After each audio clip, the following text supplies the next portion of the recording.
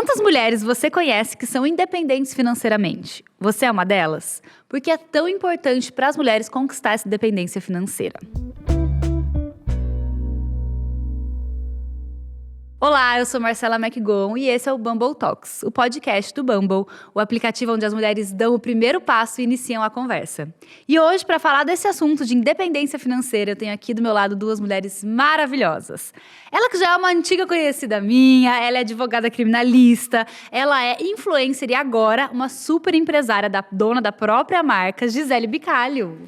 Oi, gente. Primeiro, conhecida sua? É. Amiga, gente. Eu não sou ciumenta, tá bom? É um prazer estar aqui com ela. Minha primeira amiga famosa, né? Que eu nem sabia que ela era famosa quando a gente tava lá dentro. A gente ficou juntas, no caso, né? E também tenho aqui do meu lado ela que é maravilhosa, Andresa Ramos. A Andresa é consultora de imagem e de estilo. E ela veio com uma proposta diferente, né, Andresa? Que é desmistificar um pouco isso, levar isso para um lugar menos racista, né? Mais acessível. E além de tudo, né? Mostrar para o mundo toda essa beleza de Andresa. Bem-vinda, meu bem. Obrigada, Marcela. É um prazer estar aqui. Agradeço super o convite. Estou super animada para trocar uma ideia aí sobre imagem, empreendedorismo, bora lá. Meninas, estou muito feliz de ter vocês aqui. Para a gente começar, eu gosto de apresentar vocês profissionalmente, pessoal, para posicionar vocês nesse sentido, mas eu gosto também que vocês falem quem são vocês. Então, eu começo com a seguinte pergunta. Como seria seu perfil no Bumble, Andresa? O que o mundo precisa saber sobre você?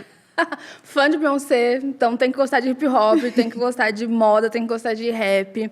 Gosto muito de cor, sou uma pessoa muito alegre, gosto de cinema. Eu acho que eu gosto de tudo jovem que está em movimento, assim, sabe? Eu acho que seria uma boa introdução para me definir um pouco. Adorei. E você, Gi? O que você colocaria no seu perfil do Bumble?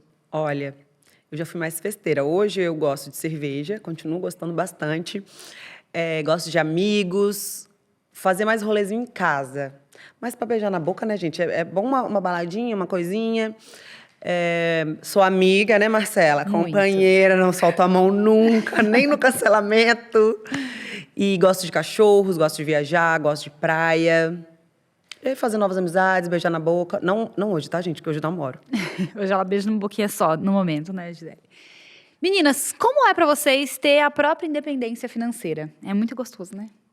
É muito gostoso, mas eu acho interessante a gente tirar um glamour desse rolê também, né? Porque apesar da gente liderar os nossos negócios, fazer o que a gente quer, ter essa liberdade financeira, liberdade geográfica, a gente também passa muito perrengue para conseguir bancar isso, né? Desde síndrome de impostora, desde entender sobre tudo no negócio, não é só sobre uma parte, você tem que ser um tico expert em cada coisa, assim. Então, Verdade. é incrível, constrói muito a gente enquanto mulheres, enquanto humanas, mas também é interessante a gente deixar claro que, olha, é difícil, é complicado também. É complicado. E Nossa, vocês, Andresa, Gi? que bom que você tá falando isso, porque eu achava, gente, eu tenho que saber de tudo, reunião com o contador, aí advogado, sócio, o que vai lançar, registros do produto, rede social, como funciona, melhor horário, engajamento, tudo. E às vezes não tem com quem a gente compartilhar isso. Não são todos nossos amigos e amigas que empreendem. Inclusive, esses dias eu estava pensando, vou chamar a Marcela para sair, para reclamar com ela as coisas que ela também passa. Eu falo que quando a gente começa a empreender, a gente tem a equipe, né? Sou eu fazendo Isso é ótimo. todos os lugares. Mesmo antes de empreender, você já era independente financeiramente com a tua profissão. Já te dava um Sim. respaldo. Você lembra quando que foi que você se tocou do quanto era importante, assim, ter seu próprio dinheiro, ter a sua independência financeira? Eu sou advogada, né? E advogados têm um problema que não sabe administrar o próprio dinheiro. Não sei se na medicina ou na sua área você também passa por isso. Porque você vai trabalhando, e aí, como é que eu faço a administração do minha grana? Onde que eu coloco? Como é que eu faço? E tinha um problema aí. E investia muito dinheiro também em cerveja, sabe? Festinhas, essas coisas. Só que, por quê? Eu sempre quis ter dinheiro. E quando eu comecei a ter, eu comecei a gastar. E eu tinha que pagar os custos do escritório. E quando chegava no final do mês, era tipo, não sobrava nada. Óbvio que não sobrava, porque eu gastava o tanto que eu ganhava.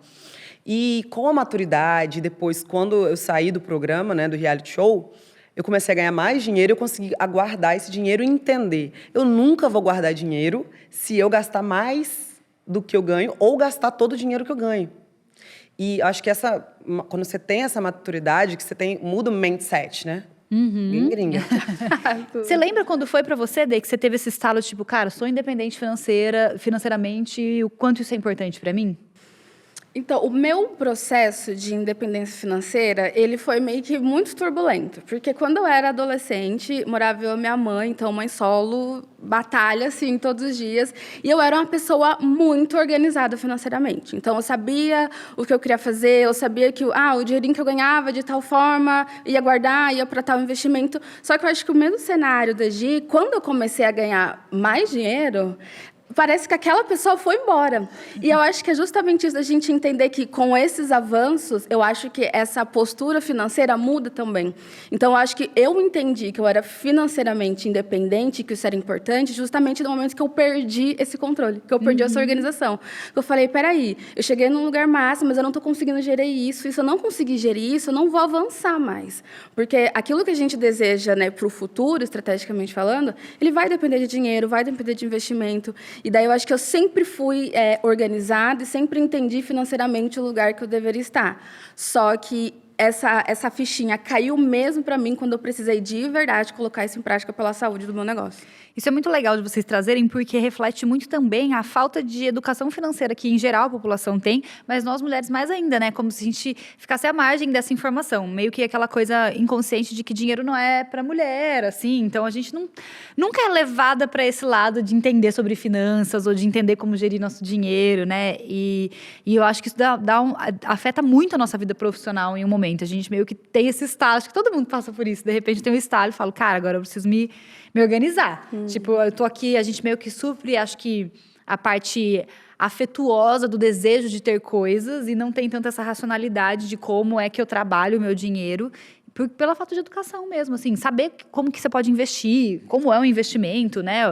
O que dá para fazer com o meu dinheiro além de gastar, né? Então, assim, acho que é bem importante que as mulheres se eduquem também nesse sentido financeiro, para alcançar uma independência financeira que seja saudável a longo prazo, que elas consigam fazer uma manutenção disso.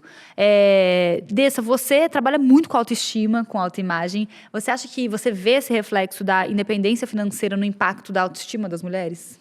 Muito, muito, muito, muito. Até porque, geralmente, uma coisa está bem atrelada à outra. Ou, então, acontece um processo que, no meu modo de trabalho, acontece muito, que é, junto com a dependência financeira, vem a ascensão social. E, geralmente, essa ascensão social vem de políticas afirmativas. Então, uma galera que entrou na faculdade por conta de políticas, saiu, ascendeu, mas ela continua imageticamente falando da mesma pessoa. Então, ela está acessando novos lugares, ela não sabe o que fazer com aquilo, não sabe o que fazer com a imagem dela.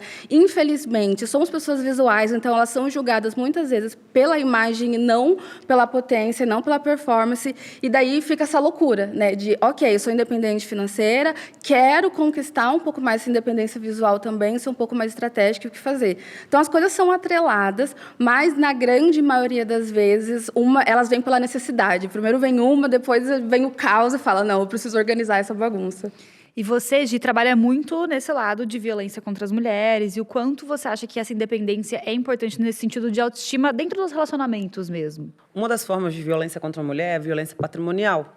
E violência patrimonial não é só chegar ao final do mês, ele recolher o seu salário e falar, olha, eu vou administrar o seu dinheiro. Eu sei como administrar porque eu sou homem, né? Não é só isso. Ou falar, olha, você é mulher, você não precisa de dinheiro, me dá isso aqui. Por exemplo, uma manicure. Quando você termina o relacionamento, vocês brigaram, ele pega todos os seus instrumentos de trabalho e não te deixa trabalhar. Isso é uma forma de violência patrimonial. Você é dentista e tem lá o seu escritório, o seu consultório, ele vai lá, pega a chave e fala, você não vai trabalhar enquanto você não voltar para mim.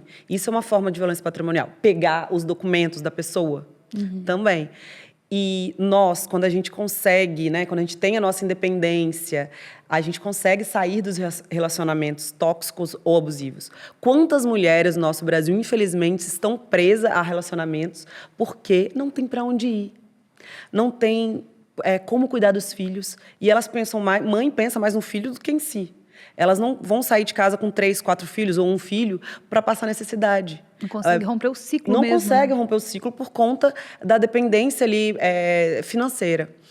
E por isso que é tão importante a gente ter a nossa independência, conseguir trabalhar, fazer uma renda extra, vender produtos, né? Tentar organizar de alguma forma para ter a sua independência. Realmente a gente vê que a violência, que a falta de independência financeira é uma coisa que perpetua muito ciclos de violência. As mulheres realmente não têm como sair, não tem para onde ir e ficam nesse medo de como seguir, né? E acho que também tem um impacto gigante na autoestima, porque, sim, de fato, quando a gente se sente conquistando alguma coisa, eu não sei, eu vejo um pouco assim, a sociedade empurra a gente para entender moldar a nossa autoestima muito baseada nos padrões, né? Então, assim, ser magra ou ser, sei lá, qualquer padrão aí que tiver em voga, a sociedade empurra a gente para esse sentido. Quando a gente constrói coisas nossas que estão independente da questão estética, não digo só de imagem, mas de estética mesmo, né? Assim, tipo, eu sei quem eu sou além de um corpo estético. Isso é muito importante. Então, eu acho que a independência também traz essa validação de, cara, eu sou uma mulher foda em várias coisas, né? Tipo, eu não sou só um corpo estético, eu não sou só uma pessoa que tá aí para atender expectativas de padrões da sociedade. Então, eu acho que, para mim, pelo menos, fez muito sentido sempre isso, a partir do momento que eu comecei a ser validada por outras coisas que não era a aparência só, sabe? Não, é só bonita. Não, tipo, eu tenho ganha dinheiro, faz o corre, faz o rolê, tem sua independência, tem outras coisas que ocupam tua mente, o seu dia. Eu acho que isso é muito importante, assim, na construção da gente se centrar quem a gente é, para além do que a sociedade quer colocar a gente ali rapidamente na caixinha da beleza, assim, né? Eu vejo muito esse lugar também do dinheiro, das conquistas profissionais, trazendo pra gente essa construção mesmo da persona que eu sou, além do que é esperado de mim. Vocês acham que a sociedade está preparada? Como vocês acham que a sociedade vê mulheres bem-sucedidas? E acho que você vai ter um recorte muito legal para trazer pra gente, principalmente mulheres pretas bem-sucedidas. Como é que você acha que a sociedade vê isso? Você acha que a sociedade está pronta para isso? Não tá, mas vai ter que ficar. Com certeza. Eu acho que não é uma questão de escolha. Não tá preparada porque eu acho que assim, quando a mulher preta, ela se impõe um pouco mais de todas as formas, né? Fala assim, sou independente, não preciso disso, não preciso daquilo, eu sou essa pessoa. Muitas vezes ela lida com uma mulher arrogante, sabe? Então, assim, está preparada? Não está, mas vai ter que se acostumar, vai ter que lidar com isso. Eu ainda acho, por exemplo, que eu não vou conseguir ver esse estado de, ok, tá todo mundo conseguindo lidar bem com essa informação, né? Uhum. Mas eu acho que aquilo que eu faço, eu acho que os nossos trabalhos é parte dessa escadinha, assim, sabe? Sim. De chegar um dia onde a gente vai conseguir, mesmo sendo super poderosas, ser lida da mesma forma. Porque isso não acontece também, né? A gente pode ter dinheiro, a gente pode ter reconhecimento, a gente pode ser extremamente competentes, como somos na grande maioria das vezes, mas continuamos pessoas pretas. E isso ainda, né, infelizmente, em alguns espaços, fala muito mais alto do que a nossa própria potência, assim. Então, é isso, a gente não tá... As pessoas que estão construindo isso que a gente está vivendo hoje, né, estão construindo ali há muito sangue e suor, mas acho que vai chegar um dia que isso vai rolar.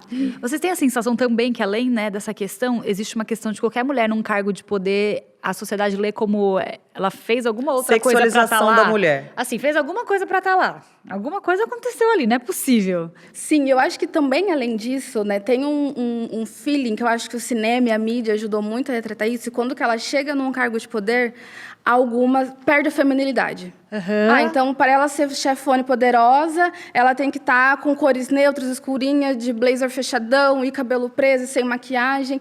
Como e assim, não que isso seja o que dita a feminilidade ou não, mas assim, no geral... No imaginário da que sociedade, a gente sim, entende. né? Sim. Mas eu, depois que eu me formei e virei uma advogada criminalista, o tempo inteiro, se eu conseguisse uma liberdade, com certeza manteve relação sexual com o juiz para conseguir isso. Invalidada, sabe? Pelos colegas advogados, não todas as pessoas, tá? Por juízes, por promotores, por delegados. As pessoas o tempo inteiro duvidando da sua capacidade intelectual. Porque a impressão que dá é que junto com posições e lugares de poder, a gente perde a nossa individualidade. Sim. O homem, ele consegue sair de um cargo para o outro, de um lugar para o outro, e continuar sendo a mesma pessoa. Ele consegue continuar falando de igual para os amigos deles do setor X e Y, consegue continuar se vestindo igual, mas não, parece que a mulher, para ela conseguir chegar, ela precisa perder totalmente quem ela é para ela conseguir se encaixar. E, na grande maioria das vezes, a gente tem que adotar signos que, historicamente, estão muito associados ao guarda-roupa e a signos masculinos. Então, assim, quando a gente chega, a gente tem que chegar e se parecer com eles, sabe? Que rolê é esse? Nossa, você falou um rolê que faz muito... A gente já até falou isso aqui em outros episódios do podcast, que é o quanto a feminilidade, ela é atrelada à futilidade, ela é atrelada a alguma coisa ruim mesmo, assim, né? Então, empurram a gente pra chegar lá na feminilidade, tipo, por favor, tem que chegar, porque a sociedade quer que você performe isso. Só que se você chega lá, realmente, tipo, você meio que perde esse valor do respeito intelectual, vamos dizer assim, né? Então, assim, não dá pra ser super feminina e super inteligente. Tipo, aí eu acho que a gente começa mesmo a incorporar e performar essa coisa mais que é o que você falou, né? Emprestar elementos ditos masculinos na nossa sociedade, até no jeito de se vestir, né? De se portar, o cabelo, né? A gente começa a enxugar isso tudo para poder ter essa leitura de respeito, vamos dizer assim, né? De como eu vou ser respeitada. Faz muito sentido mesmo isso que você trouxe. Agora eu queria falar de um negócio, vocês duas usam muito as redes sociais, a gente sabe que as redes sociais hoje têm um impacto super positivo, inclusive na independência financeira de muitas mulheres, porque é um meio da gente conquistar. Como foi para você isso, Dê? Como que você entendeu, tipo, que era um espaço para você ocupar, para você usar sua voz? Como foi esse processo de usar as redes a favor do seu trabalho, de amplificar sua voz? Tudo. Eu costumo dizer que eu produzo conteúdo que eu gostaria de ter consumido quando eu era adolescente. Então, toda a minha linguagem tem, tipo, uma carinha de letra de revista, de recorte de revista, porque eu não me achava nesses espaços. Então, se eu pegava, por exemplo, uma revista Teen X e abria lá, tipo assim, meninas bonitas desse mês. Não tinha. Se eu quisesse achar dicas de como cuidar de cabelo X, eu poderia achar qualquer cabelo, menos o meu. Então, acho que o meu trabalho, ele foi muito impulsionado pelo meu conteúdo, que foi impulsionado justamente por esse vácuo, assim, sabe?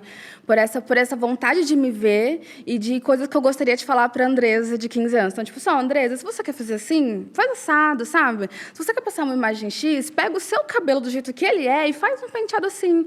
Porque eu acho que falta, e eu acho que é essa conexão que as pessoas têm comigo. Tipo, primeiro, de amizade, porque eu deixo isso muito nítido, assim, nos meus conteúdos e, né, naquilo que a gente troca lá no Instagram. E segundo, de identificação, assim, tipo, aqui a gente está num espaço seguro para conversar sobre coisas que a gente não pôde conversar por muito tempo. Hoje, suas redes sociais são a principal forma de divulgação, assim, do seu trabalho hoje. Sim. E você lembra o momento que você teve esse eureka, tipo, nossa, eu consigo ganhar dinheiro através dessa ferramenta?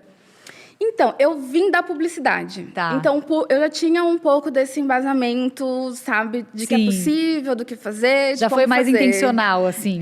Então, acho que quando começou a acontecer, não teve uma virada de chave, porque eu já estava justamente me planejando, assim, para isso. Então, acho que foi um fluxo muito natural. Gi, você veio, assim como eu, de um contexto muito diferente, que a gente meio que foi jogada aí nas redes sociais, mas a gente também tem uma transformação muito grande na vida quando participa de um reality e a gente começa a ter uma diferença financeira muito grande usando as redes, né?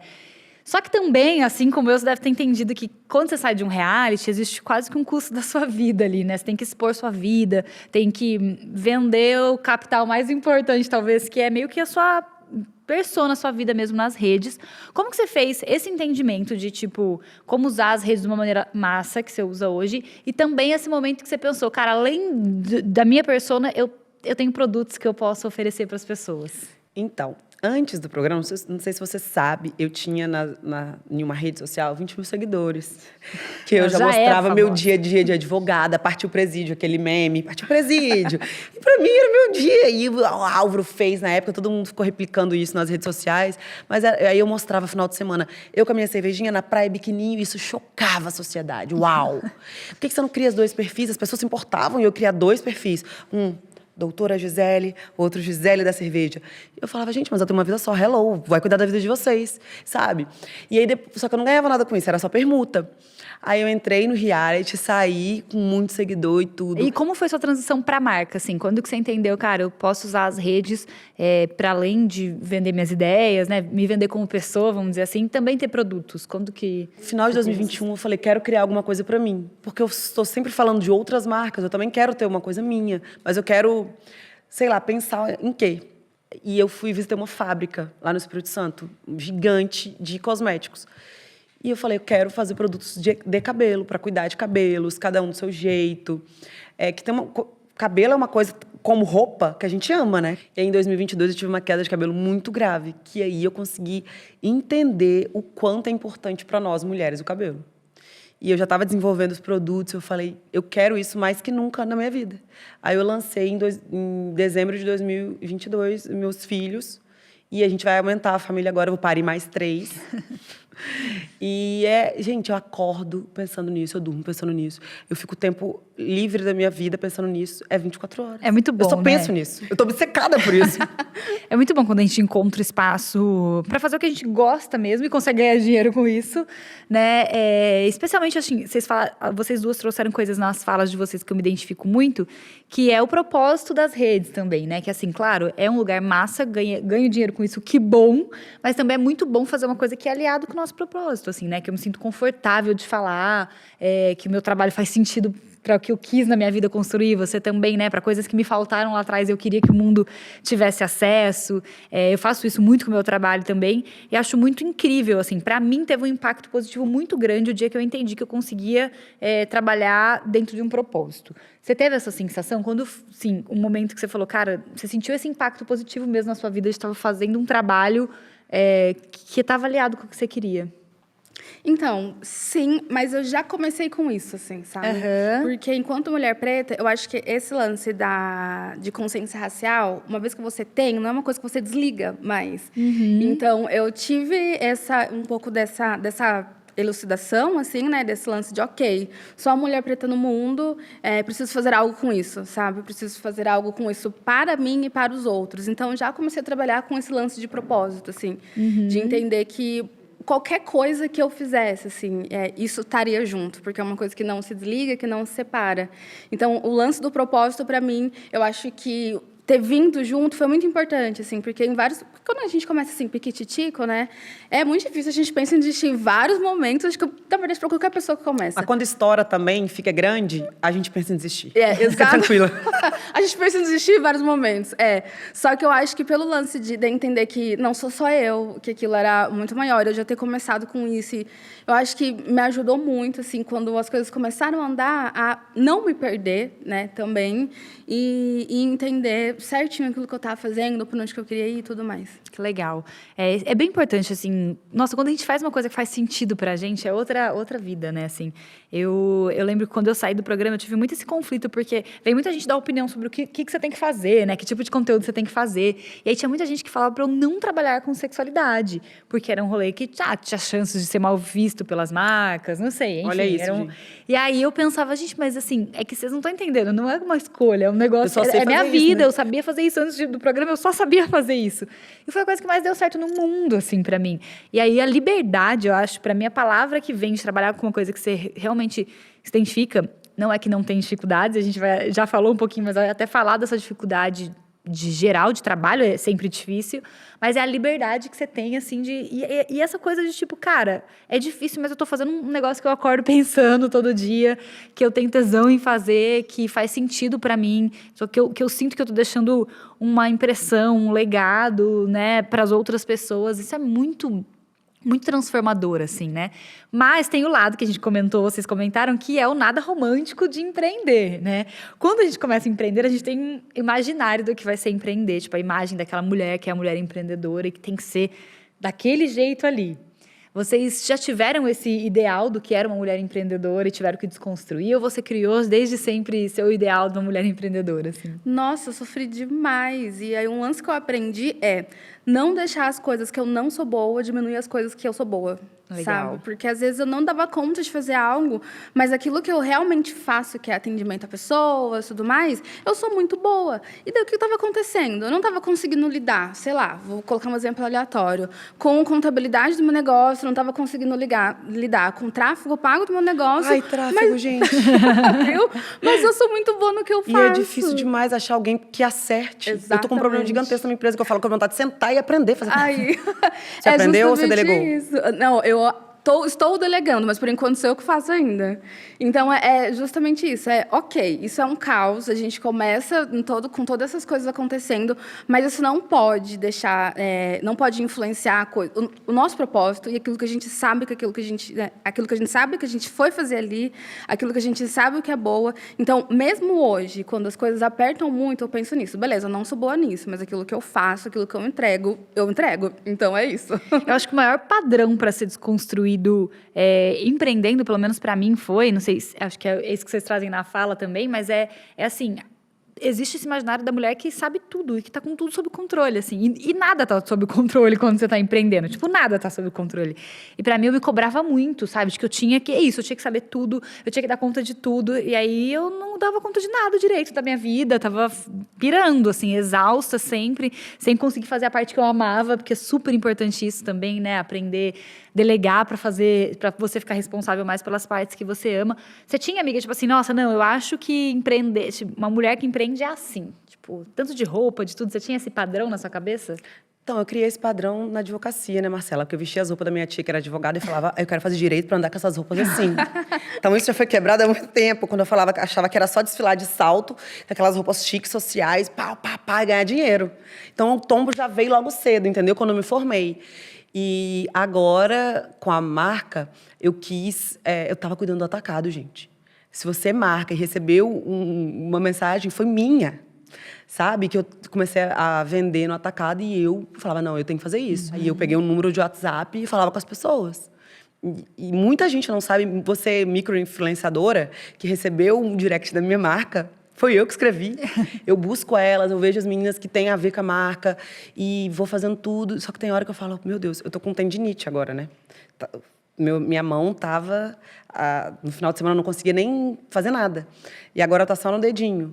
E foi por conta de ficar em excesso no celular fazendo as coisas da marca. E eu falei, eu tenho que parar pelo menos 2 dias para parar de doer. Porque eu fiquei sabendo que tem que engessar em casos extremos. Eu falei, não posso ficar sem minhas mãozinhas. Porque eu acho que quando você tem o seu próprio negócio, você não tem tempo para parar. Falar, olha, agora eu não vou trabalhar mais. Você fica o tempo inteiro pensando, jogando sua energia, fazendo várias coisas ao mesmo tempo e não consegue relaxar nunca. A gente falou um pouquinho também de relacionamento, né? Eu queria voltar nisso, que foi o lado da violência, do quanto a falta de liberdade financeira prende a gente na violência, mas tem também o lado cotidiano, que é lidar com a independência financeira de mulheres dentro de relacionamentos. Vocês já tiveram, tipo, algum relacionamento ou que vocês ganhavam mais? Como é que isso foi visto? Ou algum momento alguém apontou isso pra vocês como uma coisa negativa, assim? Então, o meu namorado sofre, né, coitado do Thales? Porque o povo acha que, assim, algumas pessoas que nos conhecem ou que me seguem, enfim, que não conhecem ele, acham que só eu ganho dinheiro no mundo, mais ninguém, entendeu? A gente começou a morar junto, depois de um ano. Vai fazer 2 anos que a gente mora junto no final do ano.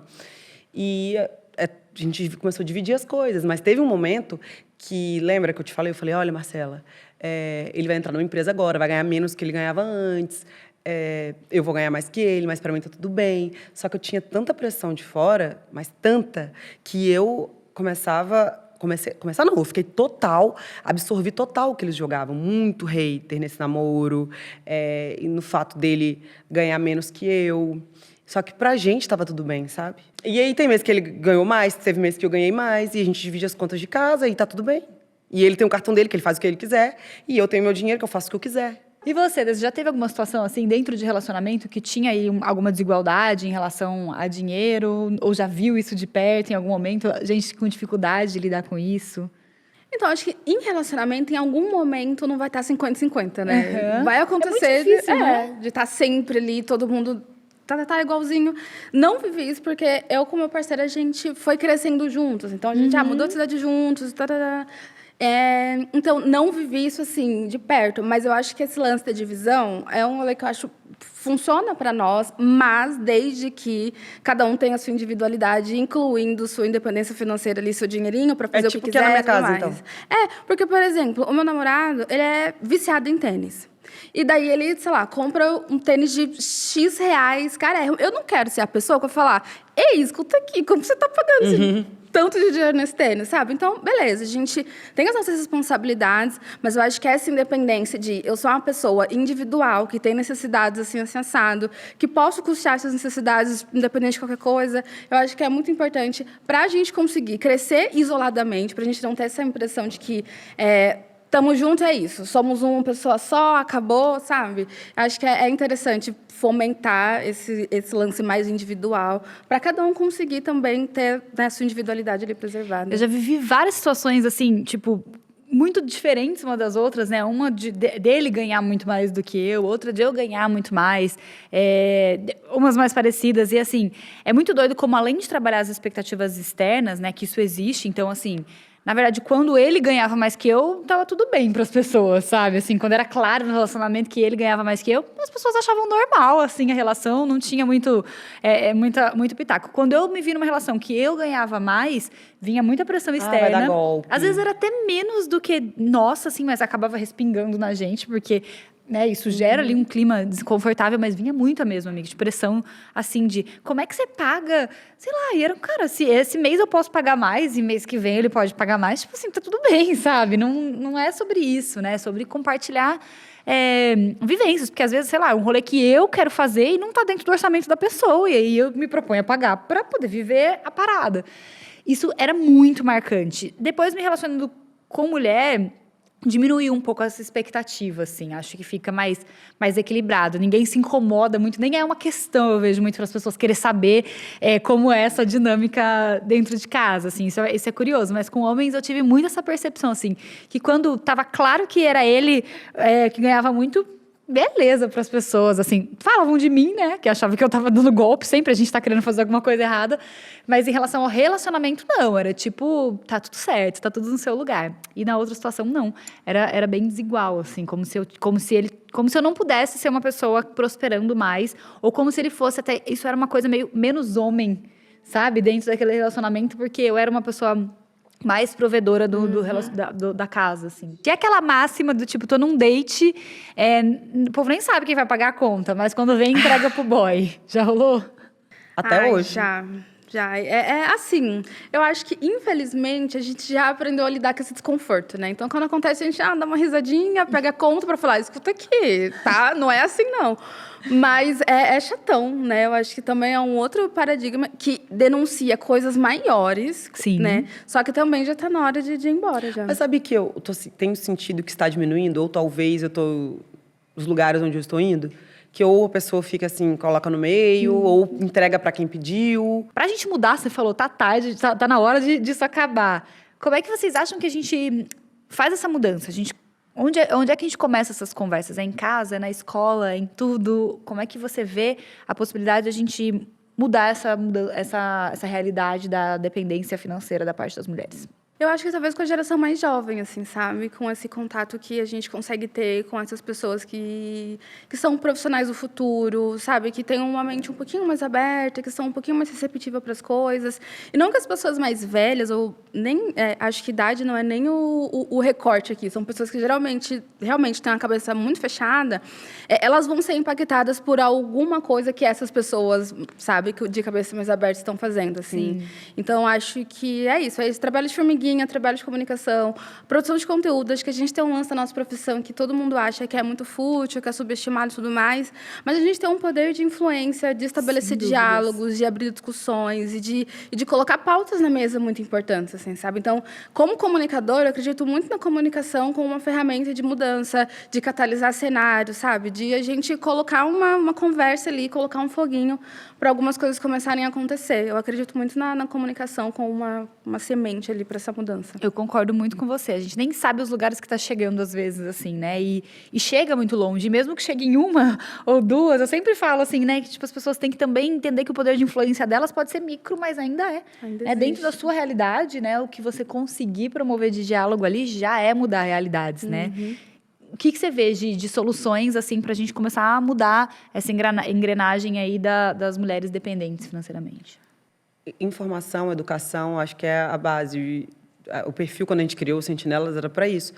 Para postar vídeos e para informar pessoas e chegar vídeos em pessoas que nunca, talvez, se questionaram sobre violência patrimonial, que a gente falou que hoje, que o cara pegava seu instrumento de trabalho, por exemplo, você não sabia que isso era uma forma de violência, que você podia lá fazer um BO, sabe? Se proteger de uma forma acionando o judiciário. E quando você leva informação para novas pessoas, acho que, igual você falou, as pessoas mais jovens, porque elas estão na fase de aprendizado assim da vida.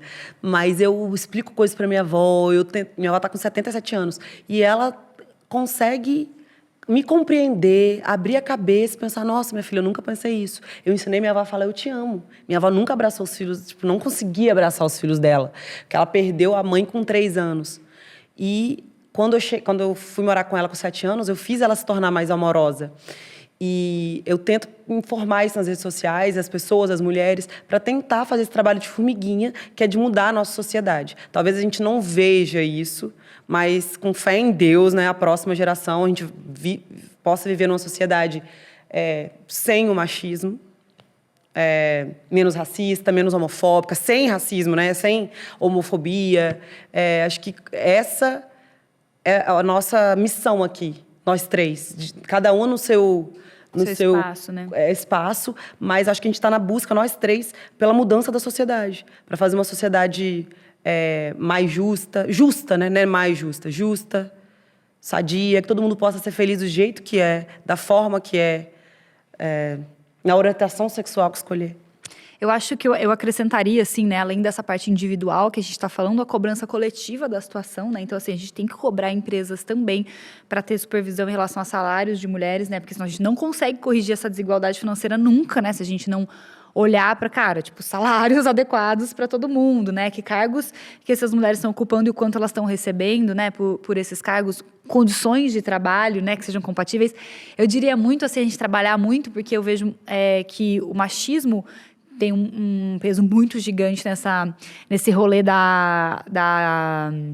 financeiro, principalmente porque há uma divisão muito desigual de tarefas, né? Então, se eu sou sobrecarregada com o trabalho invisível, que é o trabalho do lar, né, que é um trabalho não remunerado, eu também tenho menos espaço para ir atrás do meu dinheiro, né? A gente está falando aqui de lugares de todas nós, dentro das nossas realidades, tivemos o privilégio de talvez não ter essa administração solo de um lar, né, que possibilitou que a gente também criasse a nossa realidade de independência financeira. Então, acho que esse olhar sobre políticas mesmo, né, político mesmo, de escolhas, de mudar estruturas é importante, coletivo, e o individual, concordo muito com vocês, assim, quanto mais a gente leva de informação, educação, né, assim como você falou que você é a palavra da comunicação, eu sou da palavra da educação. Para mim, eu acho que educar desde sempre, a gente começar com a galera mais jovem, é um caminho muito bom, porque além de tudo, eles são o futuro e eles vão crescer levando essa realidade de uma maneira distinta da que a gente aprendeu até hoje. Então, eu acho sim que tinha que ter educação financeira desde sempre, tipo, nas escolas, para todo mundo entender a importância de lidar com dinheiro, a importância que o dinheiro tem na sociedade,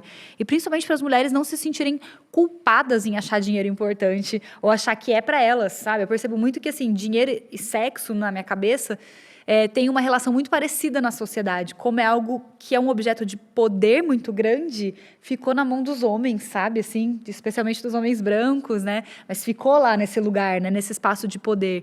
Então, acho que também as mulheres precisam entender que vocês têm direito, entendeu, mulherada? Direito sobre os poderes que existem na sociedade. Dinheiro é uma dessas formas de poder e a gente não tem que se sentir culpada e nem achar que tudo bem a gente não ter o nosso, assim. Eu achei importante a gente ocupar esse lugar de se autorizar também, sabe? Porque eu vejo muito essa narrativa do não precisa, porque sempre vai ter um provedor ali. E muitas vezes esse ter um provedor ali é a custo de muita dor, de muita abdicação, de muita opressão. Então, eu também vejo esse lugar de que a gente precisa se autorizar, sabe? A chegar no dinheiro, assim. As mulheres precisam dessa autorização própria delas, assim. Sim, e você falou um rolê que eu ia falar e que eu acho super importante, que é a gente entender relações de poder, sabe? Sim. E como ela não tá só ligada a trabalho, assim, sabe? Como ela tá expressa, assim, em vários âmbitos da nossa sociedade. Tem uma autora preta que é famosa, que é a Bell Hooks, que ela fala que uma das maiores dores das pessoas pretas é não conseguir controlar a imagem que elas têm, sabe? E isso vem desde, por exemplo, dos primórdios do cinema, onde pessoas pretas eram retratadas como as piores camadas da sociedade, como preguiçosos, como ladrões e tudo mais. E não tendo o controle da gente pegar e falar, escuta, não é isso, sabe? Esse é um viés racista, vocês estão tendo um viés histórico totalmente incorreto. Por não ter esse controle, a gente acaba tendo chagas gigantescas que ultrapassam esse lance do poder só da imagem, sabe? Sim. Então, acho que entender todas as micro-relações relações de poder que a gente pode ter. E estar dentro delas e tomar posse delas e falar, opa, isso aqui existe, dê um nome para isso, então eu vou atuar sobre isso. Acho que também é uma das formas de começar a mudar as relações, assim, sabe? Porque se a gente, apesar de querer muito, não tiver como fazer essas transformações, não tiver essas ferramentas de poder na mão, vai demorar muito mais e acaba sendo até uma conversa utópica, porque a gente fala, mas chega na prática, a gente não consegue fazer. Sabe quando que é a prática, por exemplo? Tivemos agora, final do ano, eleições. Mulheres precisam votar em mulheres para fazer leis para mulheres. Um homem branco privilegiado, ele nunca vai entender a dor de uma mulher preta, a dor de uma mulher, a dor de um homem preto. Ele nunca vai entender. Então, não adianta, às vezes, a gente falar. Você tem uma empresa, você só contrata um homem. A Marcela, ela só contrata mulheres para a empresa dela. Eu sou o contrário. Então, se você tem uma empresa, você está começando a empreender agora, procure contratar mulheres. Vai ter eleição? Vote mulheres. Tem eleição do condomínio? Vote mulheres. Porque esse ano a gente teve, né, agora, leis que vão ajudar ainda mais nós mulheres. A busca da igualdade social está mostrando que está cada vez mais perto, né? E tomara que funcione, que seja a aplicação correta da multa, que aconteça. Mas, quando a gente vota em mulher, gente, você pode ter certeza que as coisas vão caminhar numa velocidade muito maior. Eu busquei fazer isso e meu namorado também votou só em mulheres. Não é namoro abusivo, tá, gente? Mas eu tentei chamar minha família, meus amigos, e falar, gente, vamos votar em mulher e tal. E eu tenho um poder de persuasão bom lá em casa, sabe? E é isso, sabe? Uma apoiar a outra, sem rivalidade, sem comparação. Eu acho que o que acaba com o ser humano é a comparação. E nós, mulheres, a vida inteira criou essa disputa e essa comparação com outras mulheres. E a gente começa a se comparar depois e começa a se colocar para baixo, sabe? E achar que não é capaz, achar que não vai conseguir. A fulana conseguiu, eu não consigo. Mas tem que respirar fundo e entender. Cada um tem seu tempo. Cada um tem a sua trajetória. Sim. Você trouxe e essa fala reflete também uma autora que eu amo, que é a Chimamanda. E eu sempre falo dela aqui, gente. Agora a Chimamanda vai ter que me fazer um pix aqui, de tanto que eu falo dela. Mas é porque ela foi muito importante na minha vida. E ela fala do perigo da história única, né? Que eu acho que é o que você trouxe, que a Gi trouxe, que é a nossa história é muito contada por homens brancos héteros. Então, todo olhar é assim. A gente só vai mudar quando a gente contar novas histórias. E eu acho que contar novas histórias vem de espaços de poder, sem dúvida, assim, né? Acho que foi o grande trunfo dos homens brancos foi estar... O trunfo não, né? Que na verdade foi tomado, mas assim, estavam lá nesses lugares de poder e contaram a história da humanidade. Então a gente conhece só esse viés.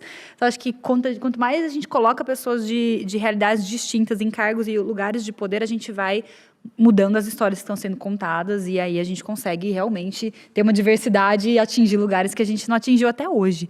Ai, meninas, a gente tem que encerrar, infelizmente. Tá muito maravilhoso.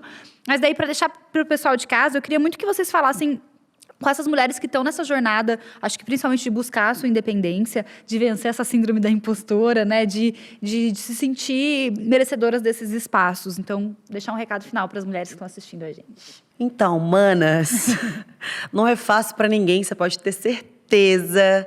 Não é fácil empreender, estudar, às vezes a gente quer desistir. Mas o mais importante, eu acho, que é encontrar o propósito que a gente quer. É ter foco, que não é fácil. Acreditar em você, fazer terapia, né?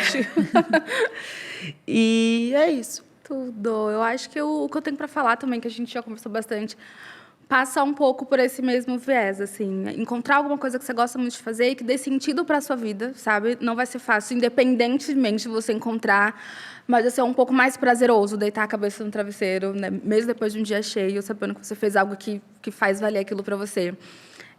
Esteja em contato com outras mulheres, sabe? Não se isole. A caminhada empreendedora pode ser uma caminhada muito solitária, mas se você encontrar alguém de confiança, alguém que vai junto, vai ser um pouquinho mais tranquilo, assim, sabe? Estuda, se capacita, não se cobra, por favor, porque a cobrança é um lugar muito perigoso, né? Pra gente que está sempre à frente das coisas ali. E fé que vai rolar. E equilíbrio, né? Sim. Porque às vezes, quando você vai empreender, você se perde ali o que é sua vida pessoal, com o trabalho, e vira uma grande coisa. Quando você vê, você já está toda exausta. Vote mulheres, contrate mulheres, Seja amiga das mulheres. Ai, meninas, eu amei muito. Foi muito maravilhoso ter vocês por aqui. Obrigada. Espero que o pessoal de casa tenha amado tanto quanto eu. E ó, pessoal, esse é o nosso último episódio. Se você ainda não conferiu os outros episódios de Bumble Talks, corre pra assistir, que só tem mulher incrível e tema poderoso sendo discutido nesse podcast. Um beijo e quem sabe até uma próxima.